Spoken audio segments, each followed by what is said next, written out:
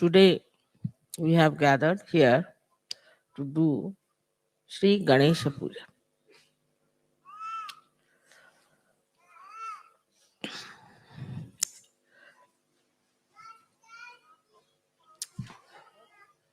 The first deity that was created by the Adishakti was Sri Ganesh. Because it was necessary first to create the deity of principles. The deity of principle in the sense that whatever is created, whatever is there, has called bhava, whatever has been so far created, up to human level, everything had to be through the implanted mechanism of energy. Otherwise, nothing could have been created.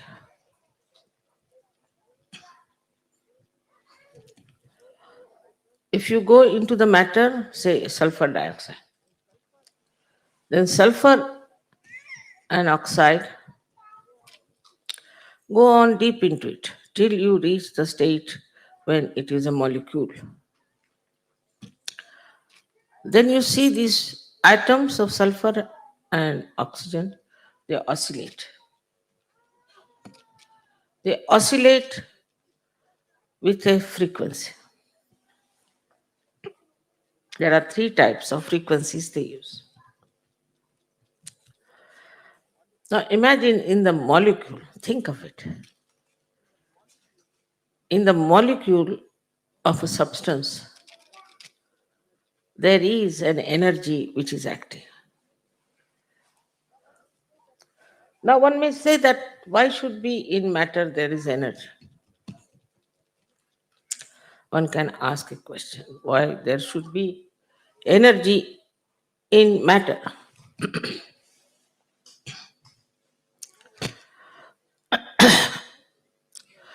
If there was no energy in the matter, how can you have all chemical compounds? Who pushes them? Say you have sodium chloride. Sodium and chloride are attached to each other. But if the chloride has to go to some other atom, then who does that? There has to be some energy which is absolutely inbuilt into matter. Now we may say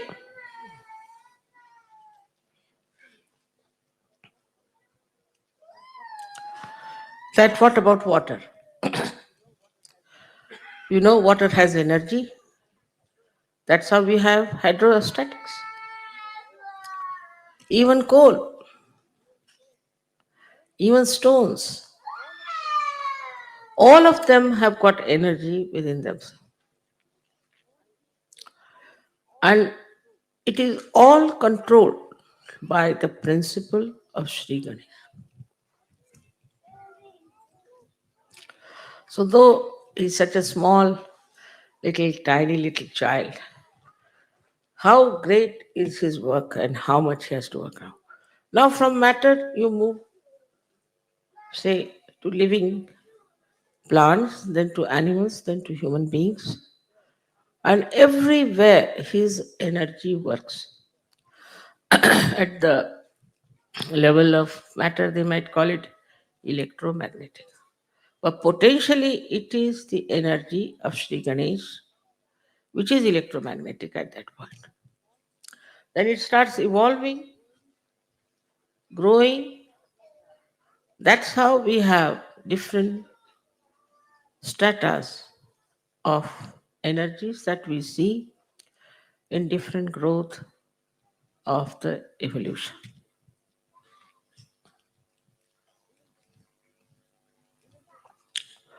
In the human being, it exists, as you know, as auspiciousness, as purity, mainly the innocence. So, the power of innocence is such a guiding factor. There's a difference between ignorance and innocence. If you are innocent, then to you, nothing is important except for love. For an innocent person who is not conditioned, who is not egoistical, who is not so called mature, it is the love that it understands. It doesn't care for any wealth, any power, anything, but the love that it can feel, the pure love of a person. Innocent person has no understanding of gaining anything out of the love he receives or he gives. No sense at all. Innocence is the basis of all the dharmas.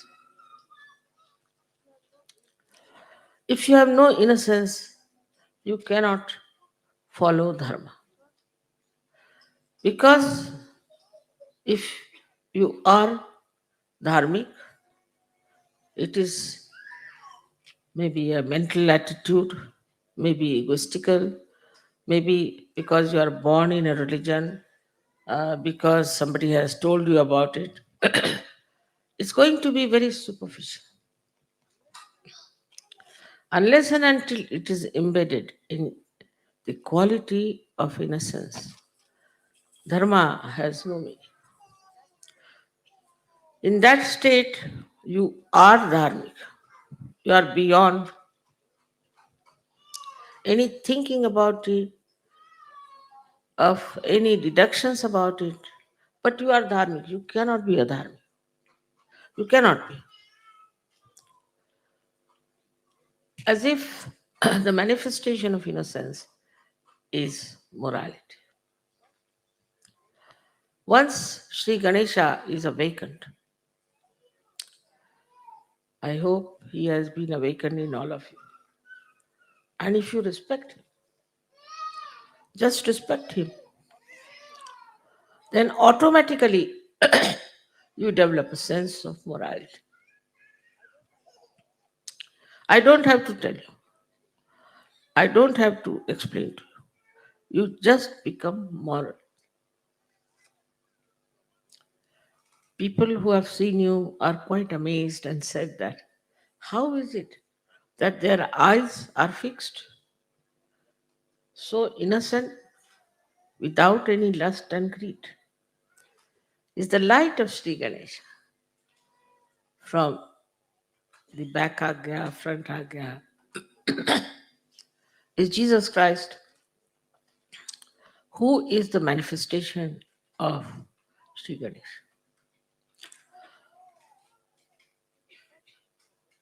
It is impossible for Western mind to understand that Jesus Christ was purity. They can't understand. And they have criticized him and said horrible things against. Somehow he's forgiving them. But one thing about Sri Ganesh is that that he worships his mother. Motherhood is very important. Motherhood in the women, motherhood in the father, and also in the children has to be accepted as the mainstay of family life and society.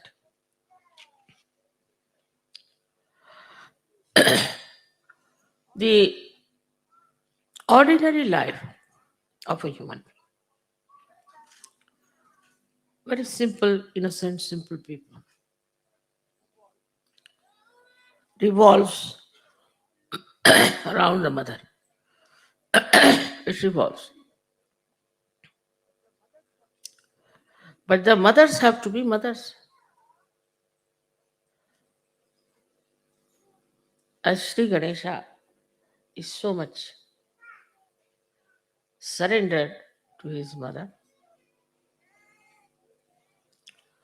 and who is his mother is Adishakti. He does not know anybody else, just knows his mother. This is extremely important in surgery. As we say, there is immoral human beings. There are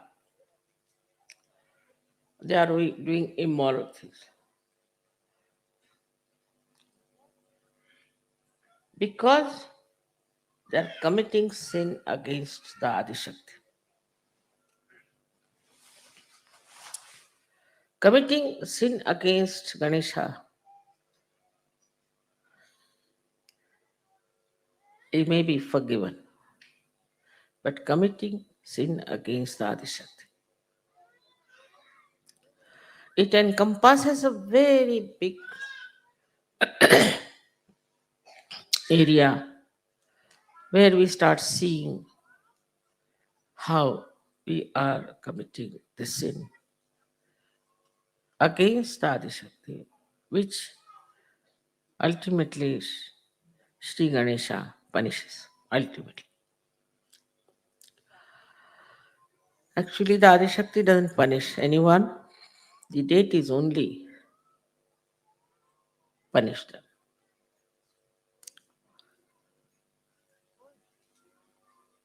First and foremost thing that is to be understood that innocence should be respected,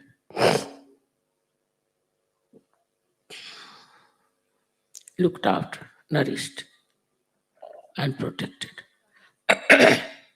That's why I'm very particular about the children. Children should not be exposed to the public.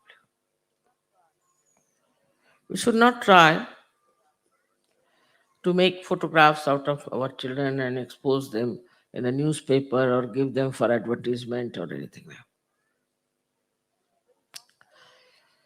It's a very wrong idea to expose your children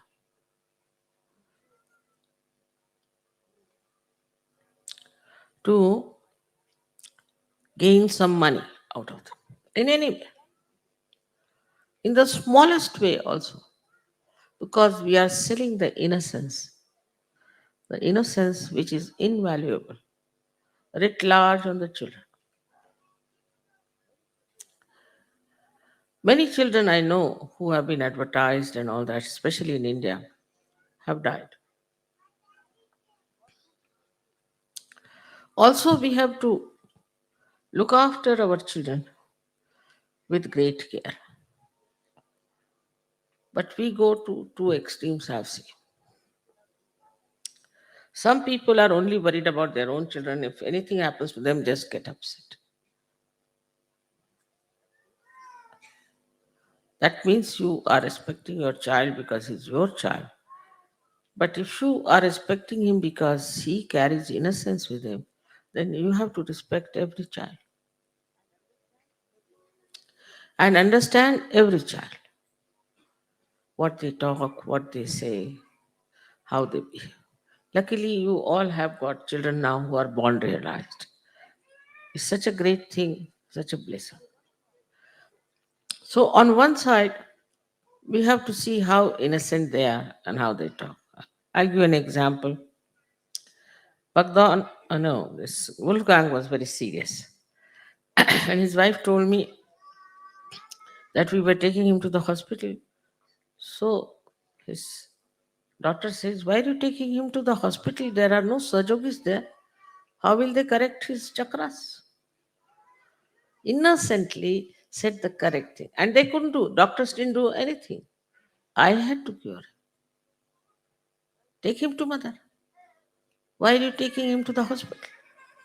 They see the right point and say the right thing because they're innocent, and innocence means they have pure attention. Pure attention for anything you need. Say music, for art, for anything you have to have pure attention, and that comes through your innocence. Say a person who is an artist and who is very money oriented, say for example, a person who is doing some paintings and all that. His art cannot become eternal art, cannot. That's why we see in modern times whatever art is created is just comes and goes. It has no eternal value. Same with the modern music that they are having. The same thing is happening. It comes and goes,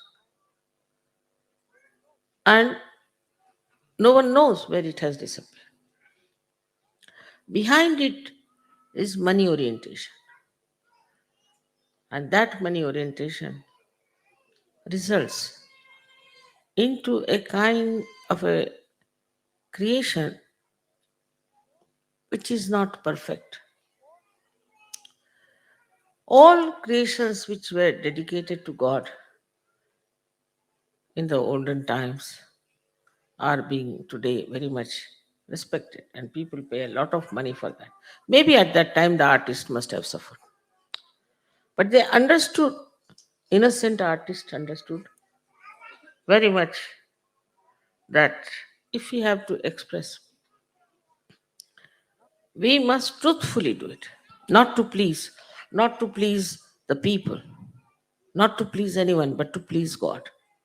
As you know that Michelangelo had a big fight with this Pope here because he couldn't tolerate nonsense that was coming from the Pope. All the artists always have been fighting, real artists. So, this innocence also gives you a power of self understanding. You know where you stand. A person who is innocent knows very well that he is standing on the pedestal of virtues. He should not give in to all kinds of nonsensical things which are very popular, maybe fashionable, maybe accepted. For what? For what are we going to sacrifice our innocence? What is our gain? Maybe some people are too brilliant and they may try to show off with their brilliance for a short time, but they don't remain in the eternal history. They go as egotistical people or as very dishonest people. Nobody respects them. So there is a big attack on the innocence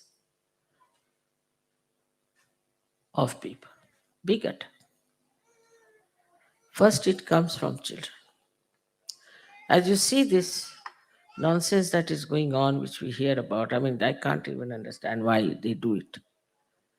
They do it on children, these funny attacks of abusers. It's just because they want to kill the innocence. Perhaps those who do it have no innocence in them. And they don't want the children to have innocence left in them. Otherwise, in India is something we can't understand. Really, we can't understand. But it is becoming much more prevalent, much more fashionable now because there is definitely an attack on innocence, not only on children, but even on people who are innocent. Because those who have deliberations in criminality, in all kinds of sinful act, will never, never try to protect innocence. Never. Because juxtaposition is there. They are doing something which they think is the best. I don't know if they think that way, but I don't know what justifies their behavior like this is to attack the innocence of children. In so many ways, you will find this innocence is being attacked. If your children are doing well, if they are studying well, somebody might try to catch hold of them. If some person they find is an innocent person, they will try to put him into trouble. The innocence is sort of is itself is such a power that it challenges the hatred, the abusive nature of people. First of all, we should see that how our conditioning takes over our innocence. It makes you extremely ritualistic. Even in Saj Yoga, I've seen, I've heard also that people are extremely uh, sorry, where is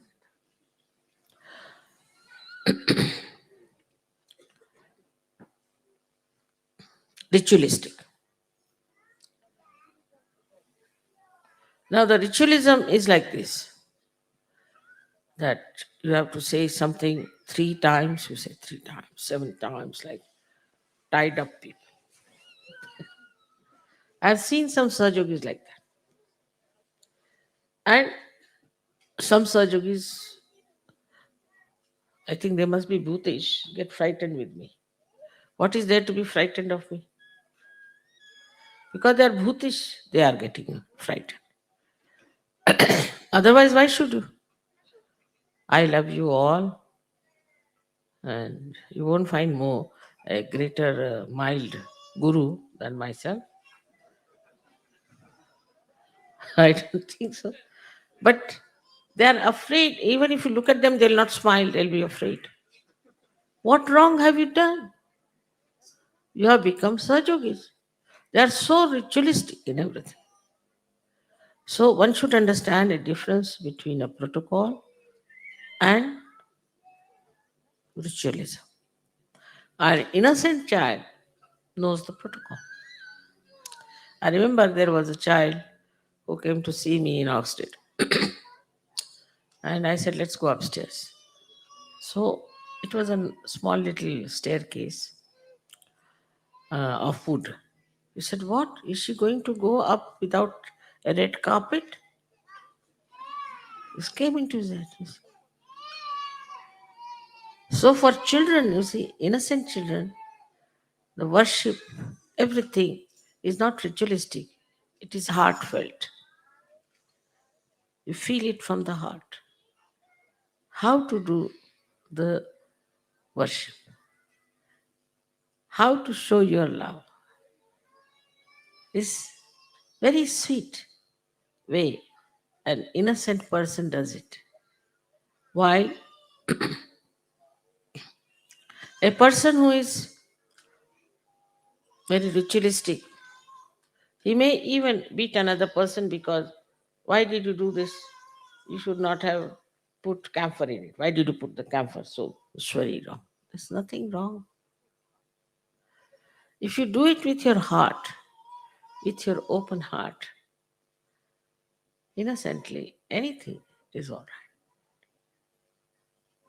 It is the open heart which is necessary, not the closed heart. Why did you do it? Why did you do it? Where did you see it? What happened? Nothing. Now you are in the kingdom of God. And here there are no such rules and regulations that you should be ritualistic. But everything has a double style. Now I say you need not be ritualistic. So once I went into an ashram, I found everything was just like a pigsty. I said, what's this? Is this an ashram? Or what is it? So they said, Mother, you told us that you have to be innocent and you don't have to be ritualistic. So we thought, throw all the things wherever you feel like, what is there to be ritualistic? It's a very common thing with all the ashrama people, leaders tell me that Sajogis have no sense at all of looking after the cleanliness of the ashram. They are least bothered. If it is their house, they look after. But if it is an ashram, they do not. It's very surprising. And I have seen or I have heard that the ashrams of bhutish and false gurus are absolutely spick and span. Really. It's very surprising. And even here in Cabella, people were telling me that they are living like animals. I said, animals are innocent.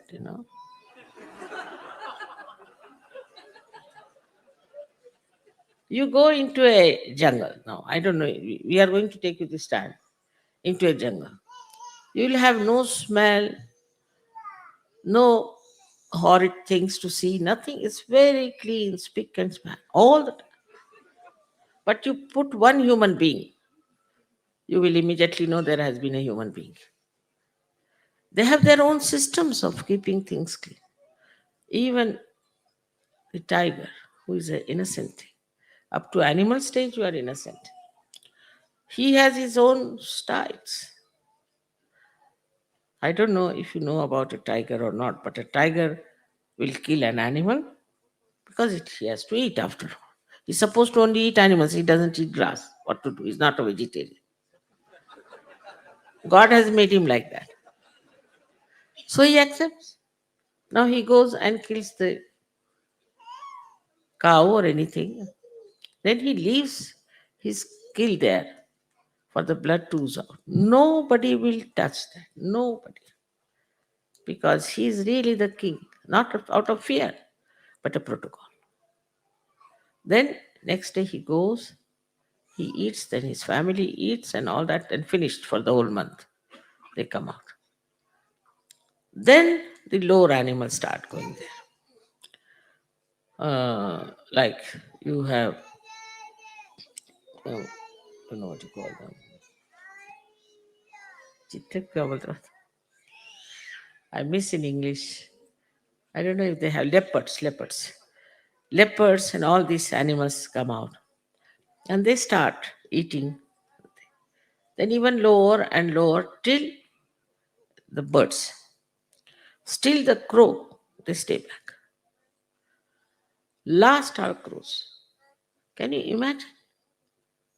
Such a system there. They go all the way from Siberia to Australia. How do they manage? Think of it. What gives them direction is innocence. And the innocence is magnet. It's a magnet. Actually, it's a magnet. In a human being, you do not find a magnet because it has now evolved so much, but it starts just like a magnet. So they know which is north, which is south, east, and west. Even a little bee, you find, and put a mark on it. It goes to the place from where it has come. How does it find? Its own way. Is the innocence is like a magnet, acts like a magnet. Even in the fishes. Just imagine how fishes have direction. We don't have. I mean, human beings can be lost. Many, many times I am lost with so many drivers I've had.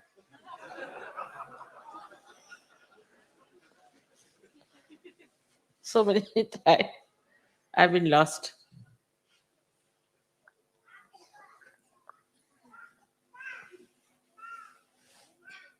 But animals never.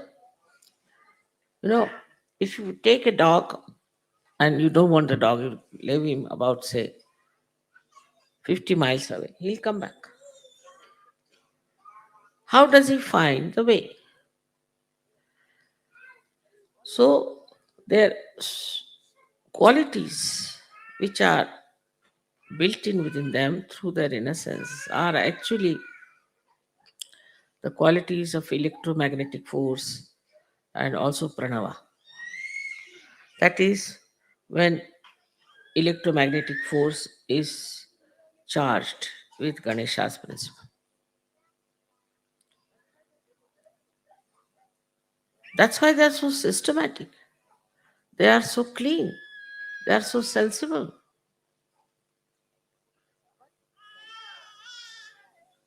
But they are not ritualistic. They are not ritualistic. Whatever God has given them, they have accepted. They are bound by that. They are bound and they live with that boundary. Even if you go up to the stage of animals which live with human beings, they too are very affectionate. They just want love, nothing less. See, one day if you do not care for your dog, he'll just not eat his food. Not eat his food. You wouldn't care for the food. It is so remarkable, even I've seen among children, how they just want love. They don't accept anything else but love. But as soon as they start growing up, you see, especially in a materialistic world, then the whole materialism comes. So the second way we kill our children's innocence is putting materialistic ideas into their heads. Of course, the media is there, which is selling nowadays uh, a teddy bear which has a birthday. Teddy bear has a birthday. Can you imagine? So everybody is buying teddy bear with a birthday because the parents don't want to be in the company of children. So they get some sort of a toys, this, that. One or two is all right. I put them with the toys, with the television on, now sit down. Children start becoming naturally materialistic. They start asking for things and for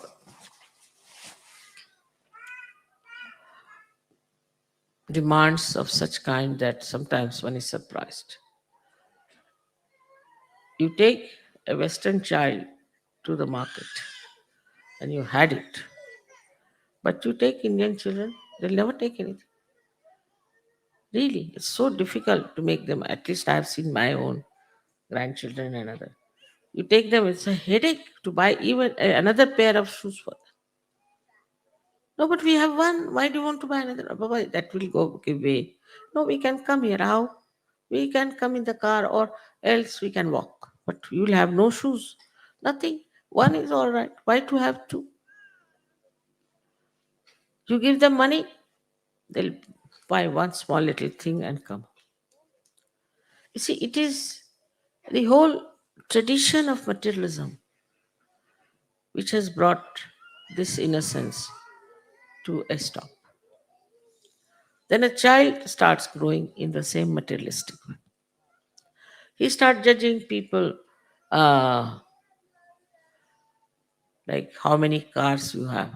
See, they are so stupidly materialistic that I went to Boston and the television people asked me how many Rolls Royces you have.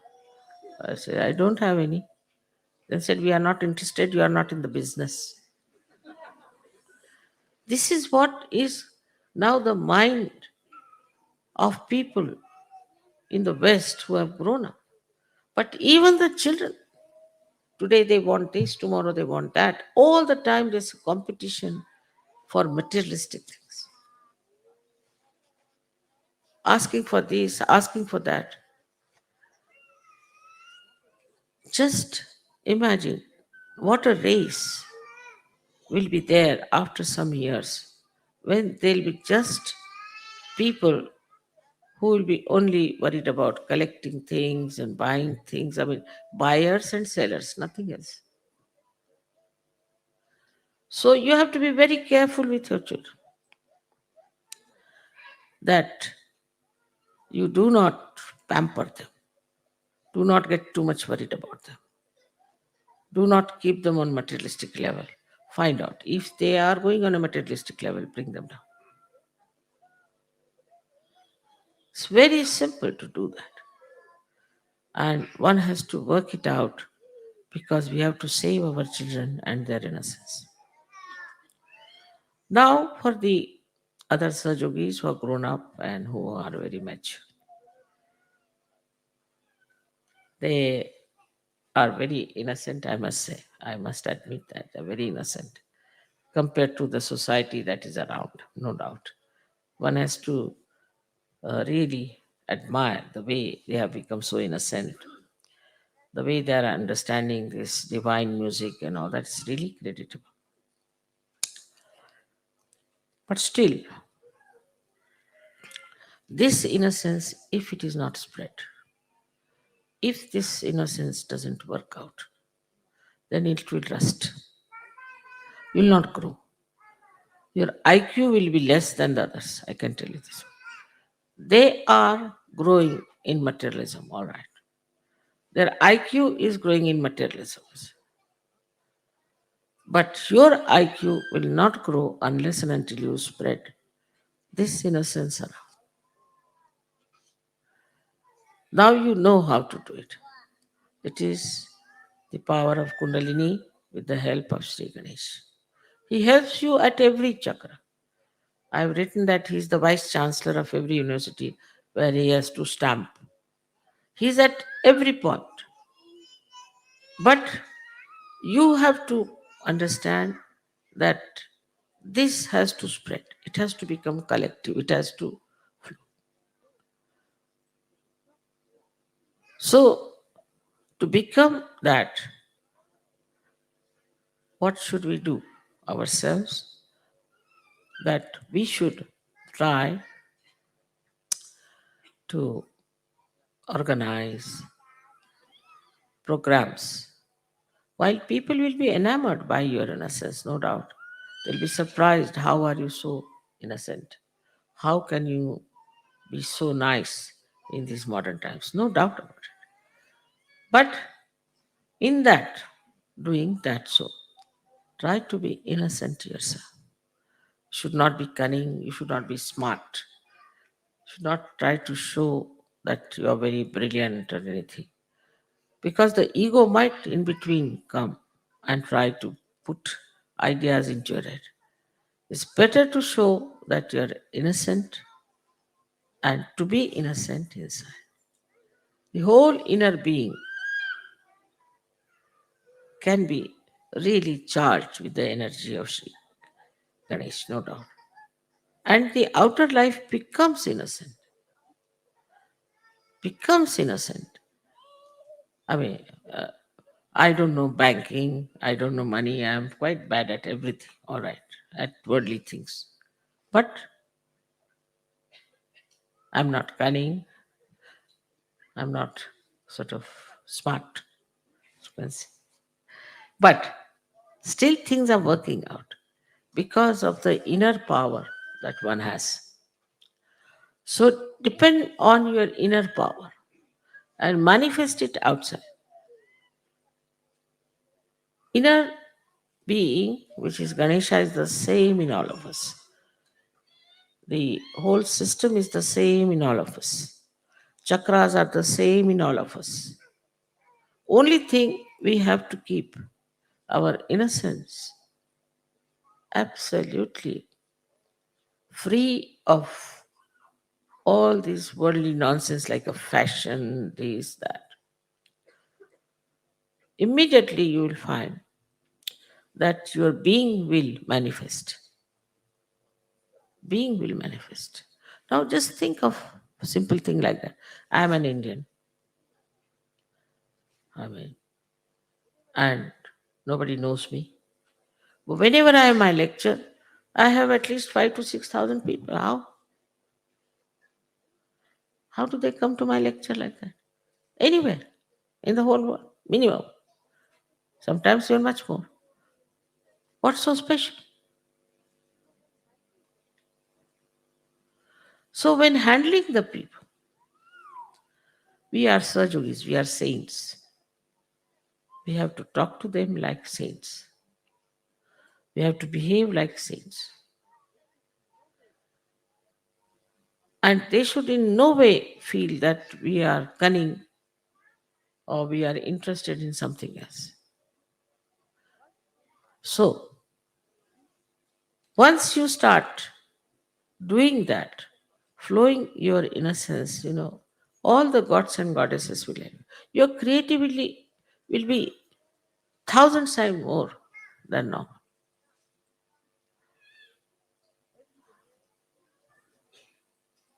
Everybody has to think how we are going to spread it. Like I was happy to know that in America, of all the places, they have got hold of the senators. Very good at it. Let us see if it works.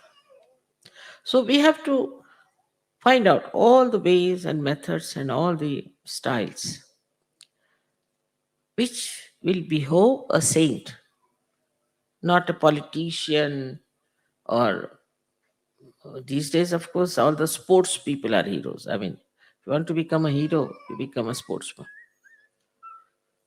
Not like that, but like a saint. And saintliness is respected, whatever may be the situation. Whatever may be the situation. Whosoever may be facing.